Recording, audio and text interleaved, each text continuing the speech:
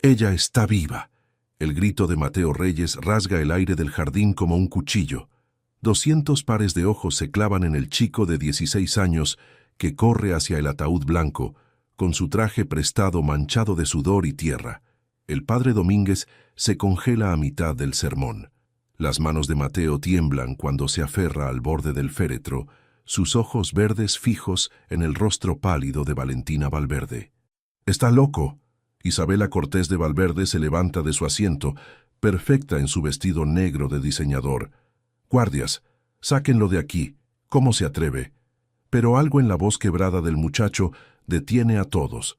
Su madre, Carmen, observa desde atrás con los ojos llenos de lágrimas, una mano apretada contra el pecho. «Señor Valverde». Mateo se vuelve hacia el hombre de cabello plateado sentado en primera fila, con el rostro destruido por el dolor. Su hija tiene sudor en la frente. Los muertos no sudan. Y mire sus uñas, ese tono azulado. Es tetrodotoxina, veneno que simula la muerte. El corazón de Mateo martillea en su pecho. Hace apenas 72 horas, Valentina le sonreía entre las roseiras del jardín. Ahora yace inmóvil, con una rosa blanca entre los dedos. Está delirando por el dolor. Interviene el doctor Mendoza, ajustándose los lentes con dedos que tiemblan imperceptiblemente. Es comprensible, pero revísenla. Mateo se vuelve hacia la multitud. Hace 4 días leí sobre un caso en Japón. Un hombre envenenado con toxina de pez globo. Todos lo creyeron muerto, pero Roberto Valverde se pone de pie lentamente. Por primera vez en semanas, realmente mira. Mira a este chico que podaba sus rosales cada tarde, que le enseñaba constelaciones a su hija en secreto, que ahora arriesga todo. Traigan paramédicos. Su voz es apenas un susurro. Ahora, 3 meses antes. Mateo estaba de rodillas entre los rosales cuando la vio por primera vez de cerca. Bueno, no era la primera vez que la veía. Valentina Valverde era la princesa de la mansión, inalcanzable como las estrellas que tanto le gustaba estudiar. Pero era la primera vez que ella le hablaba. «¿Por qué cortas las flores muertas pero dejas las raíces?», preguntó, agachándose junto a él con su vestido color marfil. Mateo levantó la vista, sorprendido de que le dirigiera la palabra. A los 15 años, Valentina era hermosa de una manera que lo intimidaba. Cabello rubio hasta los hombros, ojos color miel, y una tristeza que parecía demasiado pesada para alguien tan joven. «Porque las raíces son lo que importa», respondió, limpiándose las manos sucias en el pantalón. «Las flores van y vienen, pero las raíces, si cuidas las raíces, las flores siempre regresan». Ella se sentó en el césped, para horror de su madre, que observaba desde la terraza. «¿Y las personas?», susurró Valentina. «Si alguien corta tus flores una y otra vez, ¿las raíces sobreviven?». Mateo vio entonces lo que otros no veían.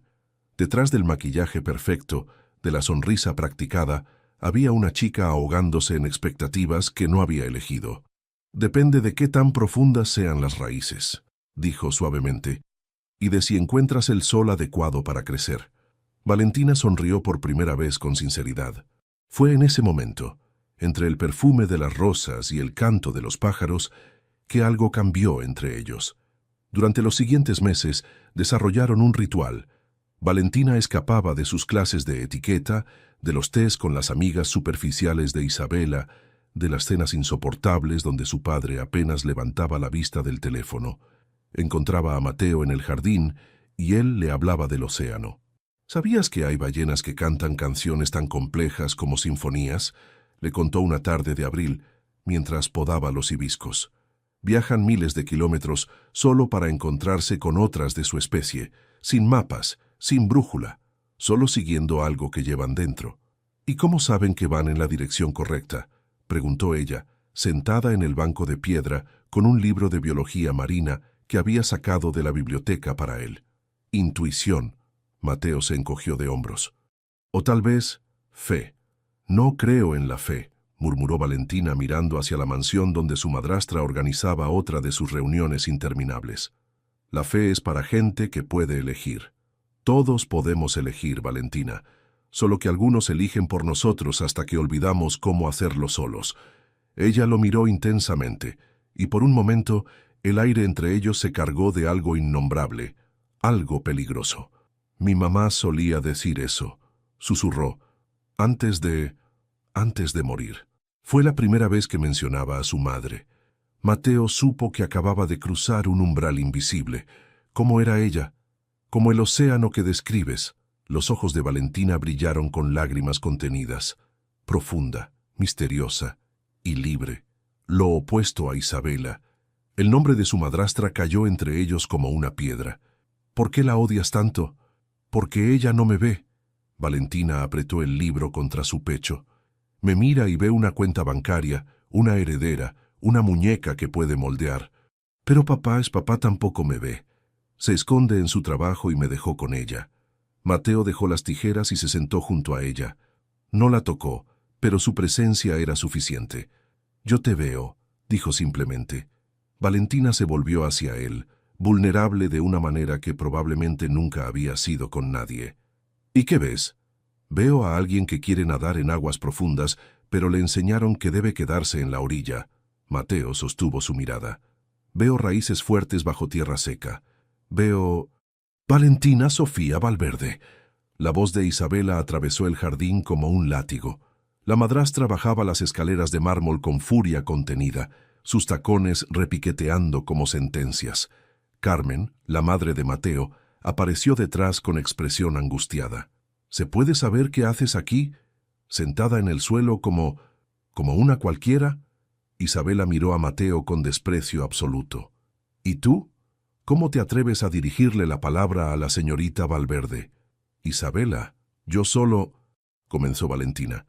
Es señora Valverde para ti también, aparentemente, cortó Isabela. Veo que debo recordarte quién eres, y más importante, quién no eres tú, señaló a Mateo con un dedo perfectamente manicurado.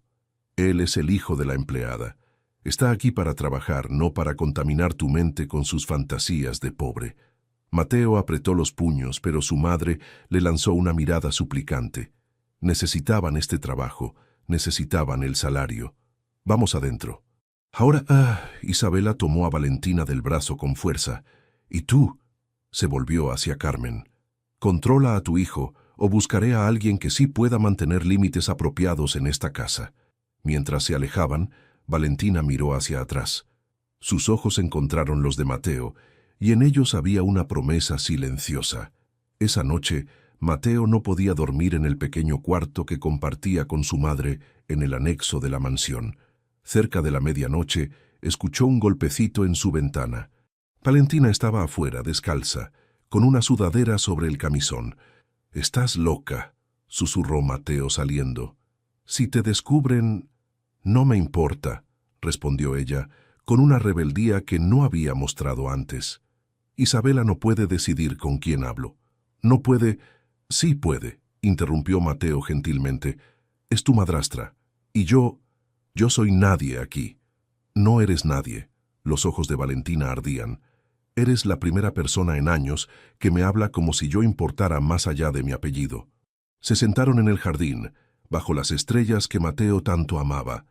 Él le enseñó a identificar constelaciones. Casiopea, Orión, la Osa Mayor. Todas esas estrellas ya murieron, dijo él. La luz que vemos tardó años, a veces siglos, en llegar hasta nosotros. Cuando miras el cielo nocturno estás viendo el pasado.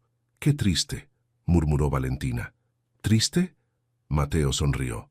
Yo lo encuentro esperanzador. Significa que incluso después de que algo muere, su luz continúa.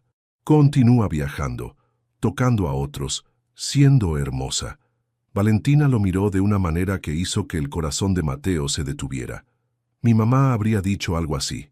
Cuéntame sobre ella. Y Valentina lo hizo. Le contó sobre una mujer que amaba el arte, que pintaba océanos y cielos, que le enseñó que la verdadera riqueza no estaba en las cuentas bancarias, sino en las conexiones humanas. Una mujer que murió de cáncer hace 5 años, dejando a su hija de 10 años en manos de un padre ausente. Papá se casó con Isabela 2 años después, explicó Valentina con amargura. Creo que necesitaba llenar el vacío. No se dio cuenta de que la estaba traicionando. A ella, a mí. El dolor nos hace tomar malas decisiones, dijo Mateo. ¿Esto es una mala decisión?, preguntó Valentina de repente. ¿Estar aquí contigo? Mateo debió decir que sí. Debió protegerla, proteger a su madre. Pero cuando miró esos ojos color miel llenos de esperanza, no pudo. «Es la mejor decisión que has tomado en mucho tiempo», susurró. Fue entonces cuando supieron, ambos, que esto era más que amistad. Era algo que terminaría cambiándolo todo. Las semanas siguientes fueron un delicado baile de miradas robadas y encuentros secretos. Valentina le prestaba libros de oceanografía que devoraba en las noches. Mateo le traía conchas que encontraba en sus escasas visitas a la playa. Hablaban de todo y de nada, de sueños y miedos, de futuros que parecían imposibles. Pero Isabela vigilaba, siempre vigilaba. Una tarde de junio, Valentina cometió el error de reír demasiado alto cuando Mateo le contó una anécdota sobre un pulpo ladrón que robaba cámaras de buzos. Estaban en la biblioteca, ocultos entre estantes de libros antiguos que nadie leía. Isabela entró como una tormenta. Suficiente, su voz era hielo puro. Se terminó lo que sea esto. No estamos haciendo nada malo, protestó Valentina poniéndose de pie. ¿Nada malo? Isabela soltó una risa cruel. Estás humillando este apellido, revolcándote con el personal de servicio. ¿Qué pensaría tu padre? Mi padre no piensa nada, explotó Valentina. Mi padre apenas sabe que existo. La bofetada resonó en la biblioteca como un disparo. Mateo se interpuso instintivamente entre ellas, y eso fue su mayor error. «Apártate», siseó Isabela. «No te atrevas a tocarla». «Señora Valverde, por favor», comenzó Mateo. «Roberto», gritó Isabela hacia el pasillo. «Roberto, ven aquí ahora». Por primera vez en semanas, Roberto Valverde salió de su oficina. Miró la escena con ojos cansados, su hija con la mejilla enrojecida, su esposa temblando de furia, el hijo de la empleada parado protectoramente frente a Valentina. «¿Qué sucede aquí?» «Lo que sucede», dijo Isabela con veneno en cada palabra, «es que tu hija se ha estado revolcando con este muchacho, en nuestra propia casa. ¿Entiendes la vergüenza que esto representa?» «No nos estamos revolcando», las mejillas de Valentina ardían. «Papá, él solo me estaba mostrando...» «No quiero escucharlo». Roberto levantó una mano, y el corazón de Mateo se hundió. «Isabela tiene razón. Esto es inapropiado». «¿Inapropiado?» Valentina lo miró con incredulidad. «¿Sabes qué es inapropiado, papá? Que no me hayas preguntado cómo estoy en 6 meses, que no sepas que tengo pesadillas cada noche, que no notes que...» «Basta». La voz de Roberto era final. «Ve a tu cuarto. Hablaremos después». «No hay nada de qué hablar». Valentina miró a su padre con lágrimas en los ojos. «Mamá tenía razón sobre ti». La mención de su primera esposa hizo que Roberto palideciera, pero no respondió. Isabela sonrió con triunfo. «¿Y tú?», se volvió hacia Mateo. «Si vuelves a acercarte a Valentina, tu madre y tú estarán en la calle antes del amanecer. ¿Entendido?» Mateo asintió, con la garganta cerrada. Mientras salía de la biblioteca, sintió los ojos de Valentina clavados en su espalda.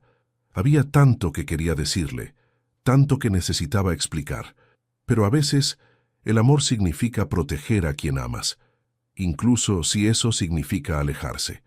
Esa noche, desde su ventana, Mateo vio la luz encendida en el cuarto de Valentina.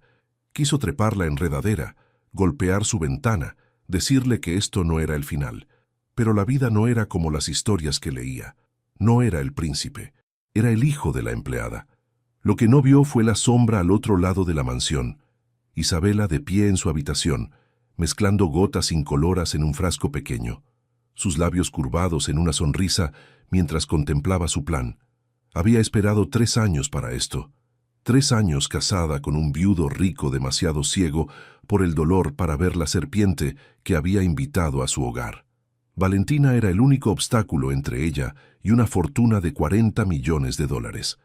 Y ese obstáculo estaba a punto de desaparecer. En el jardín, los rosales se mecían con el viento nocturno. No sabían que pronto marchitarían, que la muerte rondaba la mansión con pasos silenciosos. Pero las raíces profundas que Mateo había cultivado con cuidado, esas permanecerían. Y cuando llegara el momento, cuando todo pareciera perdido, esas raíces serían lo único capaz de traer de vuelta la vida. Todo comenzaría a la mañana siguiente, con un vaso de jugo de naranja y un desmayo que cambiaría sus vidas para siempre. La mañana siguiente, Valentina bajó al desayuno tambaleándose. «¿Estás bien, cariño?», preguntó Roberto distraídamente, sin levantar la vista del periódico. «Solo, mareada», murmuró ella, aferrándose a la barandilla. Isabela observaba desde su silla, con una taza de café humeante entre las manos. Sonrió levemente cuando Valentina bebió su jugo de naranja sin sospechar nada. Había comenzado. Durante las siguientes 3 semanas, Valentina se deterioró lentamente. Primero fueron solo mareos ocasionales, luego náuseas que la obligaban a faltar a clases. Sus manos comenzaron a temblar sin razón aparente. «Es estrés», diagnosticó el doctor Mendoza durante una visita rutinaria. Las chicas de su edad a menudo somatizan problemas emocionales. Lo que nadie sabía era que Mendoza estaba desesperado. Debía 2 millones de reales a prestamistas peligrosos después de años apostando en peleas clandestinas. Isabela le había ofrecido 5 millones y pasajes a Europa. Solo necesitaba firmar unos papeles y mantener la boca cerrada. Era mucho dinero para un médico que ya había perdido su licencia en Río de Janeiro por prescribir opioides ilegalmente. Mateo observaba desde el jardín, con el corazón destrozado. Isabela había cumplido su amenaza. Le prohibió acercarse a la casa principal. Solo podía verla desde lejos, cada día más pálida, más frágil. Una tarde, mientras Carmen limpiaba la biblioteca, Mateo encontró un periódico abandonado. Un artículo lo hizo detenerse en seco. Hombre en Tokio declarado muerto despierta en la morgue. Envenenamiento por tetrodotoxina casi lo entierra vivo. Leyó obsesivamente sobre el veneno del pez globo. Cómo simula muerte clínica. Cómo ralentiza el metabolismo hasta lo imperceptible. Cómo las víctimas permanecen conscientes, atrapadas en sus propios cuerpos. Los síntomas descritos le helaron la sangre. Mareos progresivos, náuseas, temblores, palidez extrema. Exactamente lo que tenía Valentina. «No seas ridículo», se dijo. «Esto es Brasil, no Japón. Nadie tiene acceso a ese veneno». Pero la semilla de duda había sido plantada. La noche del 15 de julio, Isabela administró la dosis final. Valentina cenó sopa que su madrastra personalmente le llevó al cuarto. «Para que te sientas mejor, querida», dijo con dulzura envenenada. A las 22:30, los gritos desgarraron la mansión. Mateo y Carmen corrieron junto con el resto del personal. Encontraron a Roberto cargando a Valentina, cuyo cuerpo convulsionaba violentamente. Espuma blanca manchaba sus labios. Sus ojos, muy abiertos, miraban sin ver. «Llamen al doctor». «¡Mendoza!», gritó Isabela con lágrimas perfectamente calculadas rodando por sus mejillas. Mendoza llegó en 20 minutos. Demasiado rápido para alguien que supuestamente estaba en casa a esa hora. Durante 3 horas trabajó en el cuarto de Valentina, mientras la familia esperaba afuera. Mateo se quedó en el pasillo ignorando las órdenes de retirarse. Su madre apretó su mano, rezando en silencio. A las 01:47 de la madrugada, Mendoza salió. Su rostro era una máscara de pesar profesional. «Lo lamento profundamente». Su voz temblaba, pero no de tristeza. Valentina sufrió un paro cardíaco masivo. Su corazón no resistió. Hice todo lo posible, pero... Roberto Valverde se desplomó contra la pared. El sonido que salió de su garganta no era humano. Isabela se cubrió el rostro, sollozando. Nadie notó cómo sus dedos no tocaban sus ojos, cómo no había lágrimas reales. Mateo sintió que el mundo se detenía. No era posible. Valentina no podía. Ella era vida, luz, futuro. Puedo verla», susurró. «Nadie entra».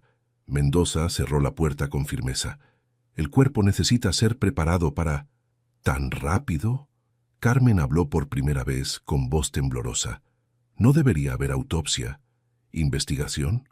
Isabela se volvió hacia ella con ojos de hielo. Mi hijastra acaba de morir y tú cuestionas al médico. Vete, ambos. No quiero volver a verlos en esta ala de la casa. Carmen tomó a Mateo del brazo, arrastrándolo antes de que hiciera algo que los destruyera a ambos. En su cuarto del anexo, Mateo sollozaba contra el pecho de su madre, pero entre las lágrimas su mente trabajaba. Convulsiones, palidez extrema, espuma en los labios. Todo coincidía con el artículo sobre tetrodotoxina, y Mendoza había llegado demasiado rápido. Isabela lloraba sin lágrimas. El funeral estaba programado para pasado mañana, sin autopsia. Todo estaba mal. Profundamente, terriblemente mal. «Mamá», susurró Mateo en la oscuridad, «¿y si ella no está muerta?» Carmen lo abrazó más fuerte, pensando que el dolor lo hacía delirar. Pero en el jardín, las rosas seguían floreciendo, y bajo tierra, las raíces esperaban pacientemente su momento de resurgir. 48 horas después, el jardín de la mansión Valverde parecía un escenario de teatro macabro. 200 invitados vestidos de negro ocupaban las sillas blancas dispuestas frente al ataúd. Políticos, empresarios, socialites que apenas conocían a Valentina, pero que no se perderían el evento social del año. Mateo observaba desde atrás, junto a Carmen y el resto del personal. Isabela había insistido en que permanecieran en su lugar. El traje negro que llevaba era prestado, le quedaba grande en los hombros. Desde su posición podía ver a Isabela en primera fila. Vestía Chanel negro, perlas auténticas, lágrimas falsas.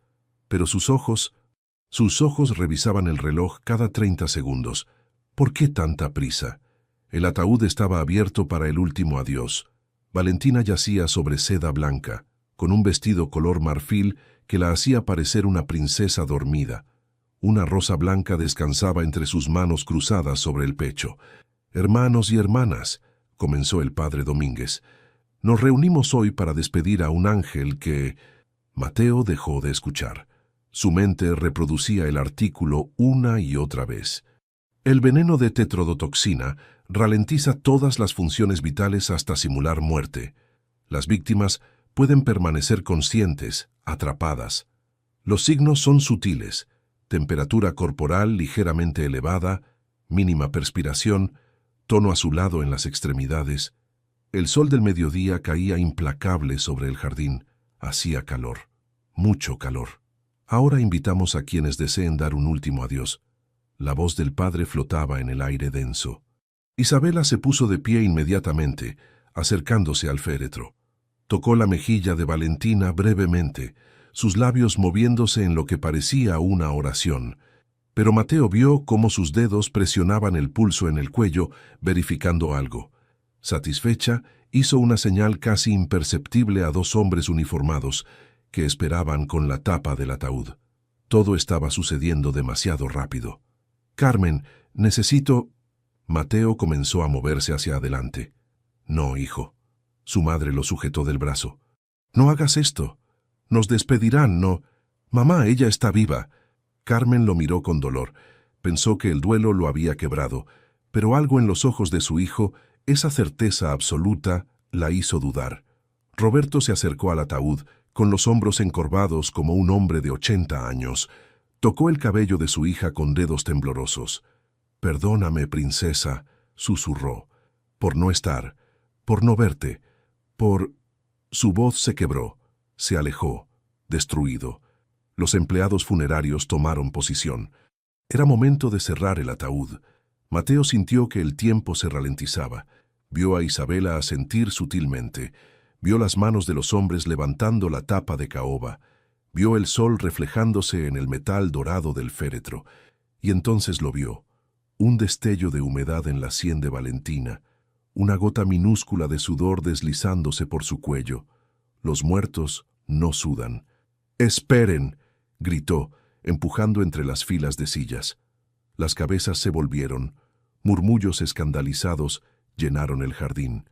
«¿Quién es ese chico?», susurró alguien. «El hijo de la empleada», respondió otra voz con desdén. Mateo corrió hasta el ataúd con el corazón desbocado. Isabela se interpuso con furia apenas contenida. «¿Cómo te atreves a...?» «¡Apártate!», Mateo la esquivó aferrándose al borde del féretro. Allí estaba. Bajo la luz directa del sol, todo era visible para quien supiera mirar.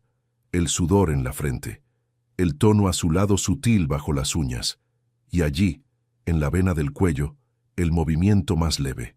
Un pulso casi imperceptible, pero presente. «Ella está viva». Su grito atravesó el jardín como un trueno. «Valentina está viva». El caos estalló. Guardias de seguridad corrieron hacia él. Isabela gritaba órdenes. Los invitados se pusieron de pie, escandalizados. Pero Mateo siguió gritando, con lágrimas corriendo por su rostro. «Es tetrodotoxina, veneno que simula muerte. Miren sus uñas, tiene sudor. Los muertos no sudan. Señor Valverde, por favor». Roberto Valverde se congeló a medio camino de su asiento. Algo en la desesperación del muchacho, en los detalles específicos, lo detuvo. ¿Qué? Preguntó con voz ronca. «Tetrodotoxina». Mateo habló rápido antes de que los guardias lo alcanzaran. «Leí sobre un caso en Japón. Un hombre envenenado, lo declararon muerto. Casi lo entierran vivo. Los síntomas son exactos. Ella tiene temperatura corporal, sudoración mínima, ese tono azul en las uñas». «Está delirando», intervino el doctor Mendoza, pálido. «El dolor lo ha...» «Entonces revísenla». Mateo se volvió hacia la multitud. «¿Qué pierden con revisar? Si estoy equivocado me iré. Pero si tengo razón...» Su voz se quebró. Se volvió hacia Roberto, de rodillas junto al ataúd. «Señor Valverde, usted ama a su hija». «Lo sé. Yo también. Y le juro que ella está aquí, atrapada en su propio cuerpo, rogando que alguien la vea. Sea ese alguien. Por favor». El silencio era absoluto. Roberto miró al muchacho sucio de tierra, con el traje prestado, sollozando sobre el féretro de su hija. Luego miró a Isabela, que estaba demasiado pálida, demasiado quieta. Y finalmente miró a Valentina. Realmente la miró. Por primera vez en años. Vio el sudor, el color extraño de la piel, la posición antinatural del cuerpo. «Llamen una ambulancia». Su voz era apenas audible. «Ahora». «Roberto, no seas ridículo», estalló Isabela. «Este chico está...» «Ahora», rugió Roberto con una fuerza que nadie le había visto en años. Alguien marcó emergencias. Los paramédicos llegaron en 8 minutos, que parecieron eternos. Cuando colocaron el estetoscopio sobre el pecho de Valentina, el técnico frunció el ceño. «Hay pulso», susurró. «Débil, apenas perceptible, pero... Dios mío, hay pulso». El jardín explotó en gritos. Isabela intentó correr, pero Carmen, que había observado todo desde atrás, le bloqueó el paso. Los guardias de seguridad, confundidos pero obedeciendo los gritos de Roberto, la sujetaron. «¡Suéltenme! Yo no hice nada. ¡Fue él!» Isabela señaló al doctor Mendoza, quien ya estaba tratando de escabullirse entre la multitud. «Él me obligó. Me amenazó». «Mentirosa», estalló Mendoza. «Tú planeaste todo. Tengo las grabaciones, los mensajes». Mientras los paramédicos preparaban a Valentina para transporte de emergencia, Mateo se desplomó en el césped, temblando. Carmen se arrodilló junto a él abrazándolo con fuerza.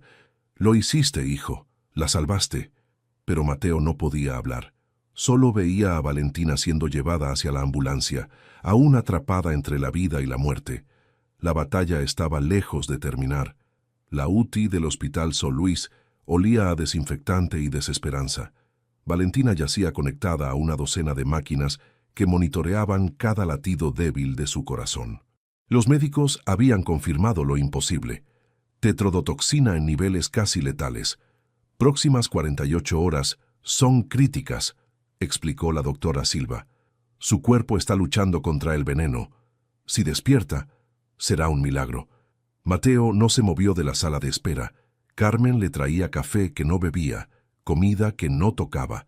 Solo esperaba, con los ojos fijos en las puertas dobles de la UTI. En la delegación central, el detective Cardoso interrogaba a Isabela en una sala sin ventanas. «Empecemos por el principio, señora Valverde. No tengo nada que decir sin mi abogado». Isabela mantenía la compostura, pero sus manos temblaban. «¿Ni siquiera sobre sus deudas de juego en Sao Paulo?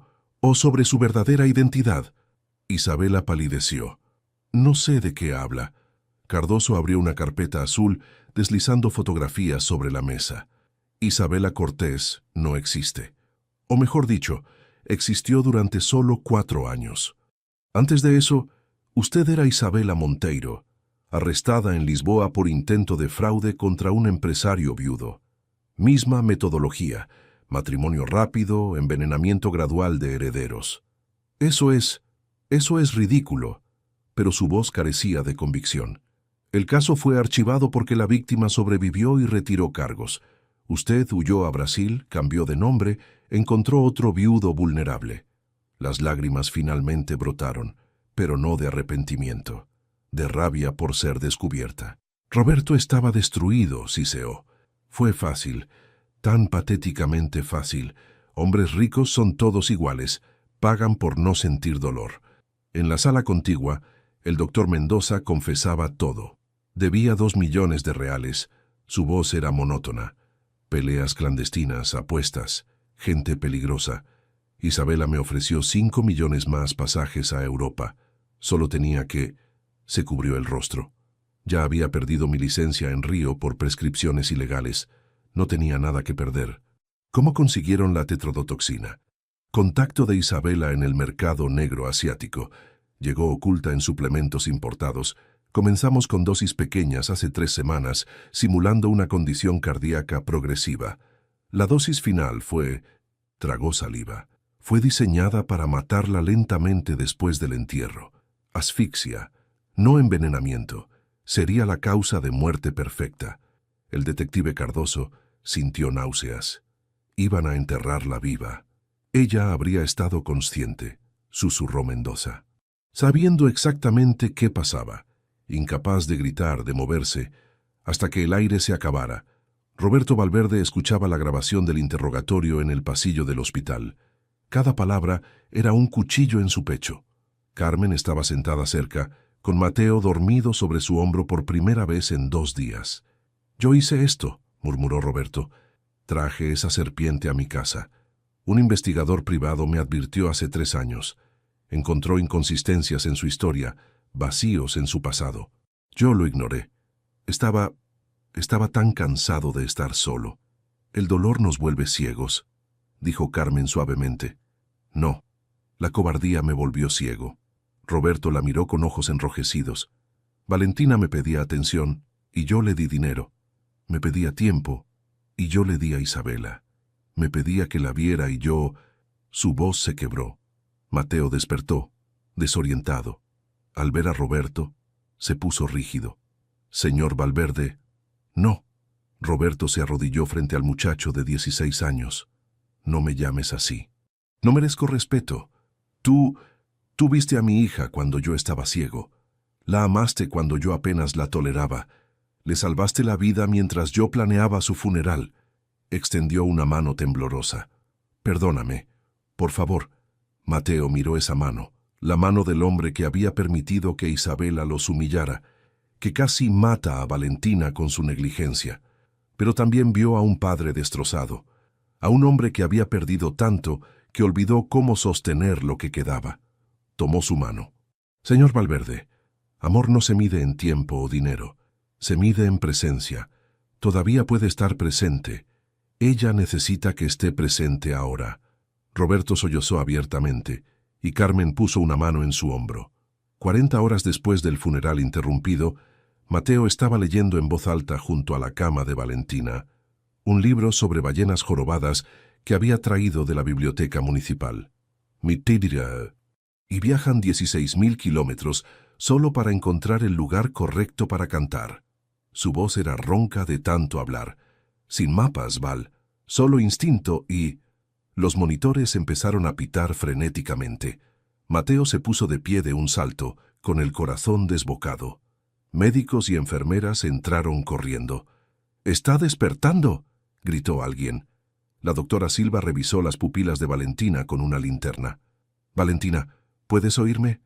Aprieta mi mano si puedes oírme». Un segundo de silencio eterno. Luego, casi imperceptiblemente, los dedos de Valentina se contrajeron. Mateo sintió que las piernas le fallaban. Carmen lo sostuvo mientras Roberto entraba corriendo, con el rostro transformado por la esperanza. «Valentina», susurró Mateo tomando su otra mano, «volve a mí. El mar todavía tiene mucho para mostrarnos, por favor». Y entonces, después de 5 días en el abismo, los párpados de Valentina temblaron. Sus labios se movieron, formando una palabra silenciosa. «Mateo». El milagro había comenzado. Valentina abrió los ojos completamente 3 días después. Lo primero que vio fue el rostro de Mateo, con ojeras profundas y una sonrisa que valía más que todo el oro del mundo. «Hola», susurró ella, con la voz rasposa por el tubo que acababan de retirar. «Hola», respondió él con lágrimas corriendo libremente. Roberto estaba al otro lado de la cama, sosteniendo la mano de su hija como si fuera lo único que lo anclaba a la tierra. «Papá». Los ojos de Valentina se llenaron de lágrimas. «Yo podía oír todo, en el funeral. Quería gritar, pero...» «Shh, está bien». Roberto besó su frente. «Estás a salvo ahora.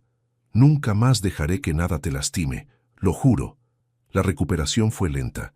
Los médicos explicaron que el veneno había causado daño neurológico menor.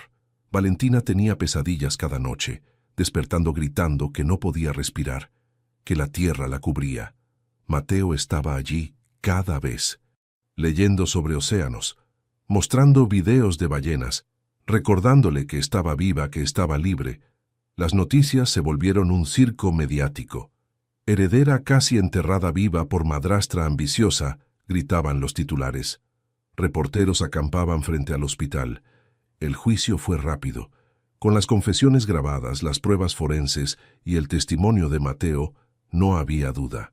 Isabela Cortés, o Isabela Monteiro, su verdadero nombre, fue sentenciada a 25 años por intento de homicidio calificado, conspiración y fraude.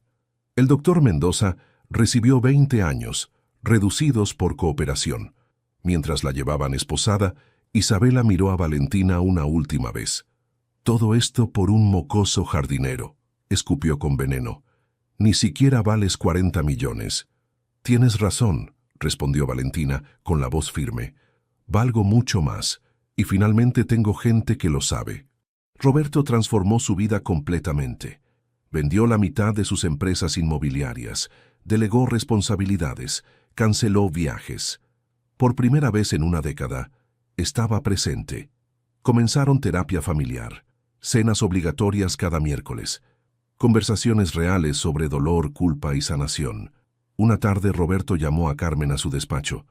«He sido un imbécil», dijo sin preámbulos. «Durante 12 años, usted ha mantenido esta casa funcionando. Educó a un hijo extraordinario sola, con un salario que era un insulto». Carmen esperó, cautelosa. «Encontré sus certificados archivados». Roberto empujó una carpeta sobre el escritorio. «Licenciatura en Administración de Empresas». «¿Por qué nunca me dijo?» «Porque necesitaba trabajo inmediato cuando Mateo nació», respondió ella simplemente. «Los títulos no alimentan niños. El salario sí. Quiero que sea la administradora general de la mansión», dijo Roberto. «Salario justo, equipo de 15 personas bajo su supervisión, capacitación adicional pagada. Usted merece reconocimiento, no caridad». Carmen aceptó, con dignidad y gratitud en igual medida. Roberto también llamó a Mateo. «Tienes 16 años», comenzó. «En 2 años terminarás la preparatoria. Quiero pagar tu universidad completa. Biología marina, donde sea que desees estudiar». «Señor Valverde, yo no puedo...» «No es caridad», interrumpió Roberto. «Es reconocimiento de mérito. Salvaste a mi hija. Más importante, la viste cuando todos estábamos ciegos. Eso vale más que cualquier dinero». Mateo aceptó, no por orgullo, sino porque finalmente entendió. Aceptar ayuda no te hace débil, te hace humano. 3 meses después, Valentina caminaba por el jardín sin ayuda por primera vez. Su cabello había crecido, ocultando donde los electrodos habían estado pegados. Las ojeras habían desaparecido casi completamente. Mateo estaba podando las rosas, como aquella primera tarde que cambió todo. «¿Puedo ayudar?», preguntó ella con una sonrisa tímida. «¿La heredera Valverde quiere ensuciarse las manos?», bromeó él. «La heredera Valverde quiere vivir», respondió ella, arrodillándose junto a él. Quiere tocar tierra, oler flores, sentir que está aquí de verdad. Trabajaron en silencio por un rato, con sus hombros rozándose ocasionalmente. Mateo, dijo Valentina finalmente, cuando estaba atrapada, podía oírte. Cada palabra que leías, cada promesa que hacías, eras mi ancla, lo único que me recordaba que valía la pena luchar. Él dejó las tijeras volviéndose hacia ella. ¿Cómo supiste?, preguntó Valentina. ¿Cómo supiste que estaba viva cuando nadie más lo vio? Porque te observo desde el primer día, respondió él con una intensidad que la hizo temblar. Conozco cada expresión tuya, cada respiración. Y cuando tú no respirabas como siempre, supe que algo estaba profundamente mal. Valentina sintió lágrimas deslizándose por sus mejillas. Casi me pierdes antes de tenerme, pero no lo hice. Mateo limpió sus lágrimas con el pulgar, manchando su mejilla con tierra del jardín. Y ahora tienes toda una vida para vivir, océanos que explorar, ballenas que estudiar. Nosotros. Ella lo besó antes de que pudiera terminar. Un beso suave, salado con lágrimas, dulce con promesas. Cuando se separaron, ambos estaban sonriendo. Las raíces sobrevivieron, susurró Valentina. Y las flores volvieron, respondió Mateo. Esa noche Roberto encontró una carta entre las pertenencias de su primera esposa. Un sobre sellado con su nombre, escrita poco antes de morir. Roberto, mi amor, si estás leyendo esto, significa que ya no estoy. Por favor, no dejes que el dolor te ciegue. Valentina necesitará que seas fuerte, que estés presente, que le permitas amar por elección y no por conveniencia. Prométeme que la dejarás ser libre, que la dejarás elegir su propio camino, aunque no sea el que hubieras elegido para ella. El amor verdadero no conoce apellidos ni cuentas bancarias, solo conoce corazones. Siempre tuya, Ana. Roberto lloró, leyendo palabras escritas hace 5 años. Había fallado en casi todo lo que ella pidió. Pero Mateo, un muchacho de 16 años con tierra bajo las uñas y estrellas en los ojos, había honrado el deseo de Ana sin siquiera conocerla. Quizás no era demasiado tarde para aprender. Una semana después, Valentina irrumpió en el jardín donde Mateo estudiaba para un examen. «Quiero crear un instituto», anunció con los ojos brillando, «de investigación oceánica, preservación de arrecifes, educación marina, becas para estudiantes. Y quiero que tú seas parte de esto». «Val, yo apenas tengo el dinero», interrumpió ella. «Papá dice que mi fondo fiduciario es mío a los 18. Podemos empezar con un proyecto piloto. Yo coordino la parte administrativa con ayuda de papá. Tú te encargas de la investigación cuando entres a la universidad».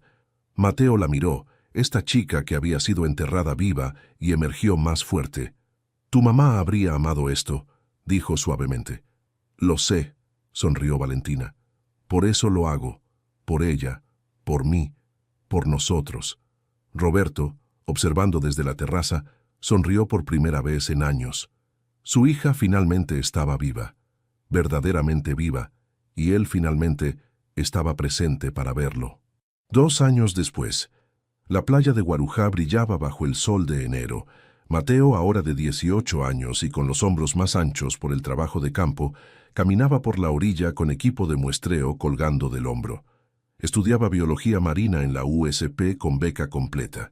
Sus calificaciones eran impecables, sus profesores hablaban de potencial doctoral, pero lo que más amaba eran estos días en el océano, recolectando datos para su investigación sobre blanqueamiento de corales. «Mateo», la voz de Valentina llegó desde el bote anclado cerca. Ella emergió del agua con el traje de neopreno, cabello rubio oscurecido por la sal, riendo como solo ella podía. A sus 17 años, Valentina había encontrado su propósito.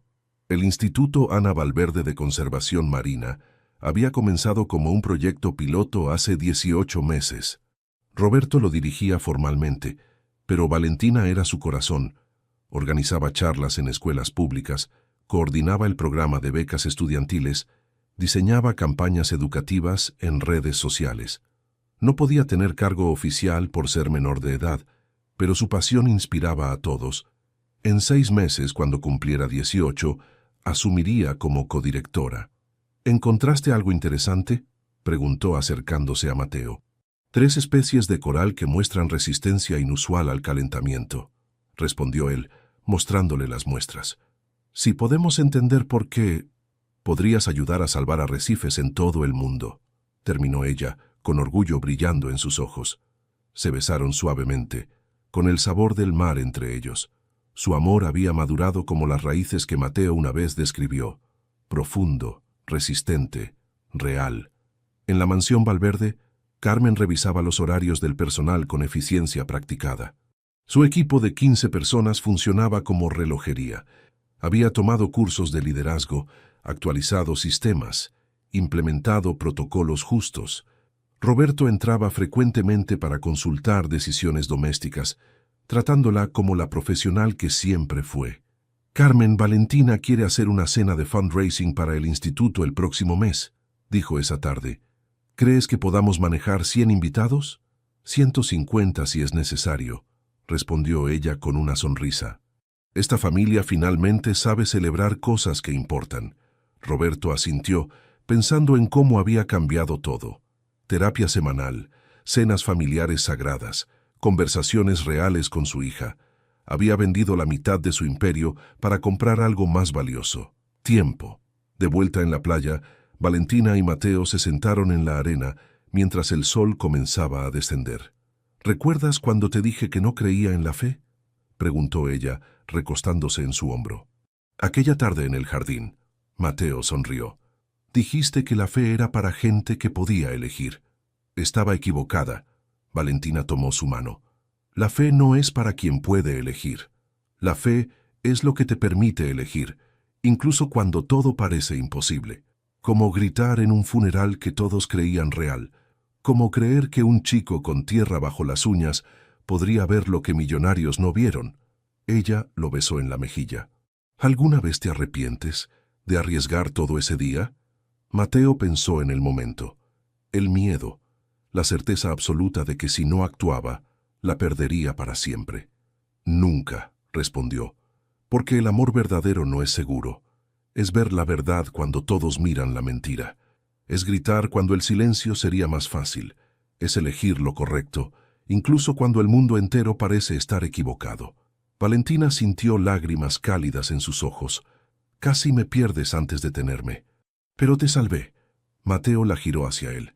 Y ahora tenemos toda una vida, océanos que explorar, misterios que resolver, un futuro que construir juntos, sin apellidos que nos separen, sin dinero que importe más que nosotros. Solo raíces profundas y flores que siempre vuelven, terminó ella. Navegaron hacia el horizonte dorado, donde el cielo besaba el mar. Desde la playa, Roberto observaba con Carmen a su lado. El empresario que casi pierde todo, había aprendido finalmente qué significaba tener algo que valía la pena conservar. Mateo narró mentalmente, como lo hacía en sus momentos de reflexión. Dicen que el amor verdadero supera cualquier obstáculo. Yo descubrí que el amor verdadero es el obstáculo que vale la pena superar. Es la fe de actuar cuando no hay garantías. Es ver a alguien, verdaderamente verlos, cuando todos los demás solo miran. Valentina me enseñó que las raíces importan más que las flores. Yo le enseñé que incluso las raíces más profundas necesitan sol para crecer. Juntos aprendimos que la familia no es quien comparte tu sangre o tu apellido. Es quien elige quedarse cuando sería más fácil irse. Quien grita tu verdad cuando el mundo prefiere el silencio. Quien te ve, realmente te ve, en tu momento más oscuro. Clase social, dinero, apellidos, todo eso se desvanece cuando la vida te entierra vivo. Lo único que importa es quién está dispuesto a cavar hasta sacarte. Yo cavé, y encontré no solo a Valentina, sino mi propio propósito. Ahora, cada día que despierta, es un milagro que casi no sucede, y cada milagro merece ser vivido completamente. El sol se puso sobre el océano, pintando el cielo de dorado y púrpura. 2 jóvenes navegaban hacia el futuro, con raíces profundas y horizontes infinitos. La muerte había intentado reclamar a Valentina Valverde. Pero el amor, el verdadero amor que ve más allá de las apariencias, la había traído de vuelta. Y eso pensó Mateo mientras besaba a la chica que una vez rescató de un ataúd. Era el único final feliz que importaba. ¿Te impactó la valentía de Mateo al arriesgar todo por amor? Esta historia nos recuerda que el verdadero heroísmo no necesita riqueza ni apellidos importantes, solo un corazón capaz de ver la verdad cuando todos miran hacia otro lado. Si esta historia de amor, traición y redención te emocionó tanto como a nosotros al crearla, regálanos un like y compártela con alguien que crea en el poder del amor verdadero. Cada compartida nos ayuda a seguir trayéndoles historias que tocan el alma y nos recuerdan que la clase social nunca define el valor de una persona. Queremos conocerte mejor. ¿Desde qué país nos estás viendo? ¿Hay alguien en tu vida que, como Mateo, haya sido capaz de ver tu verdad cuando nadie más lo hacía? Cuéntanos tu historia en los comentarios. Nos encanta leerte. Y si quieres más relatos que te hagan creer en milagros cotidianos, suscríbete al canal y activa la campanita para no perderte ninguna historia de amor, superación y segundas oportunidades. Tu apoyo significa el mundo para nosotros.